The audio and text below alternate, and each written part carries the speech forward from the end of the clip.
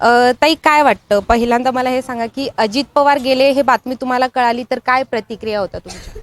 हां, नक्कीच म्हणजे वाईट वाटलंच ना.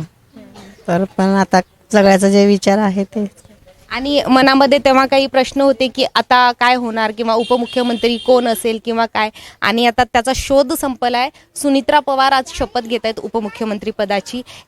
महाराष्ट्र राज्याच्या पहिल्या उपमुख्यमंत्री म्हणून त्या शपथ घेत आहेत. काय वाटतंय तुम्हाला? काय नाही म्हणजे जर सगळं व्यवस्थित हे करत असेल तर चालेल आम्हाला. यावरती म्हणजे महाराष्ट्राच्या राजकारणामध्ये आपण तसं पाहिलं तर महिलांचा सहभाग आहेच, पण इतका सक्रिय सहभाग महिलांचा दिसून येत नाही महाराष्ट्राच्या राजकारणामध्ये. आणि त्यातच आता या सगळ्या घडामोडीनंतर उपमुख्यमंत्री पदाची शपथ घेणार आहेत सुनित्रा पवार ज्या आहेत.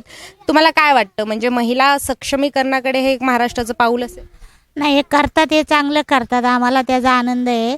पण त्यांनी आमच्या दादांसारखं पुढं वारसा चालावा एवढीच आमची इच्छा आहे. आणि काय अपेक्षा असतील तुमच्या की इथून पुढे काय महिलांसाठी काय कामं झाले पाहिजेत, किंवा उपमुख्यमंत्री पदाचा आपण पाहिलं तर अजित पवारांचा एक शिस्तीचा वारसा होता, तो वारसा सुनित्रा पवार त्याच पद्धतीनं जपू शकतील का पुढे? काय वाटतं तुम्हाला? हां, अशी महिलांनी साथ दिली तर ते जपू शकतील आणि ते पण असा वारसा पुढं चालवतील असा आम्हाला थोडासा विश्वास आहे. म्हणजे तुम्ही सोबत आहे? हो. आणि अनेक प्रश्न हे पण उठले की सगळ्या गोष्टी ठीक आहेत, पण जनतेच्या मनातील उपमुख्यमंत्री पदाचा चेहरा कोण? त्यावेळी खरं तर एक सामान्य जनता म्हणून आपल्या मनामध्ये काय नावं होती की उपमुख्यमंत्री पदासाठी हा चेहरा असावा म्हणून? काय म्हणा? हा चेहरा असावा असं सगळ्यांची इच्छा होती, आमची पण होती. पण आता ते सगळ्याच्या इच्छाने झालेलं आहे, तर त्यांनी त्याचं मान राखावा आणि पुढं महिलांसाठी पण आणि सगळ्यांसाठी चांगलं कार्य करावं एवढी आमची इच्छा आहे. तुम्ही काय सांगाल, म्हणजे काय अपेक्षा आहेत आणि उपमुख्यमंत्री झाल्यानंतर काय? तेच ना, महिलासाठी काळजीने करावं काम.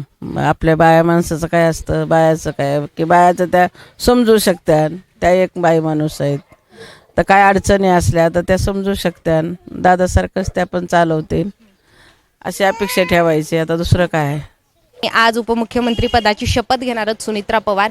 काय इच्छा आहेत किंवा काय मनामध्ये चालू आहे की हा चेहरा खरंच तुम्ही बघितला तो चेहरा आहे का? तो तर आहेच, पण जसं अजितदादा प्रत्येक चिठ्ठी वाचून ज्या पद्धतीनं करत होते काम, तसं ह्यांनी पण करावं. आणि जे आता अत्याचार महिलांवरती घडतात किंवा काय, त्यांनी जितकं पद्धतीनं जे केलेलं आहे तसंच त्यांनी पण करावं. असं नाही आहे की ते फक्त मोठे घरातली लोक आहेत म्हणून त्यांचंच काम करणार किंवा खूप मोठी सिटी आहे म्हणून त्यांचंच का, असं नव्हतं त्यांचं. आमच्या पण एरियामध्ये येऊन त्यांनी बरीचशी कामं केलेली आहेत. फक्त प्रियाताईंच्या इथं छोट्याशा बसचं उद्घाटन होतं, पण त्यांनी असा विचार नाही केला की आपण खूप मोठे आहोत मग तसंच ह्यांनी पण करावं, ताईंनी पण करावं, इतकीच इच्छा आहे. का हाकेवरती जसं दादा येत होते तसं असं यायला पाहिजे, वहिनी याव्यात एवढंच इच्छा आहे. मनामध्ये चालू आहे जे महिलांवर अत्याचार होतात ते थांबले पाहिजेत, लहान मुलींवर बलात्कार होतात ते थांबले पाहिजेत, महिलांशी पाठीशी उभं राहिलं पाहिजे. नवीन चेहरा आहे आणि उपमुख्यमंत्री पद नवीन असणार आहे. आज ते शपथ घेणार आहेत. त्यानंतर कोणत्या योजना तुम्हाला वाटतं की महिलांसाठी आल्या पाहिजेत, किंवा आतापर्यंत अशा कोणत्या गोष्टी आहेत तुम्ही फेस करत होता? काय सांगाल वहिनींना? सांगल ते दादाने केले ते वारसा तुम्ही पुढे चालू ठेवा. महिलांसाठी काय काय बरेच गरीब लोक आहेत त्या आज कामं केली होती ना, जे आखलेलं होतं की हे असं झालं पाहिजे, त्यांच्या डोक्यातली जी काय कल्पना होती ना ती त्यांनी उतरवावी. मला काय वाटतं की हा चेहरा उपमुख्यमंत्री पदाचा, अजित पवारांच्या पत्नी सुनित्रा पवार, दादा शिस्तींचे होते, दादा विकासाचे होते, दादा कामाचा माणूस होता, त्या पद्धतीनंच तो वारसा पुढे यांच्याकडून जपणं होईल. सुनित्रा पवार ते जपू शकतील का? अजितदादा होणे परत नाही, पण आम्ही त्यांच्याकडनं अपेक्षा ठेवतो, त्यांनी फक्त आमच्या अपेक्षाचं हे करावं. दोन्ही राष्ट्रवादी एकत्र येणं हा वरच्या स्तरीय नेत्यांचा म्हणजे जेव्हा विचारतो तेव्हा केलं जाईल. पण पुणे महानगरपालिकेत बघितलं असेल तुम्ही, दोन्ही राष्ट्रवादी एकत्र येऊनच महानगरपालिका लढवल्या गेली, पण त्याला खूप वेळ गेला, नाही तर अजून चांगला निकाल बघायला भेटला असता.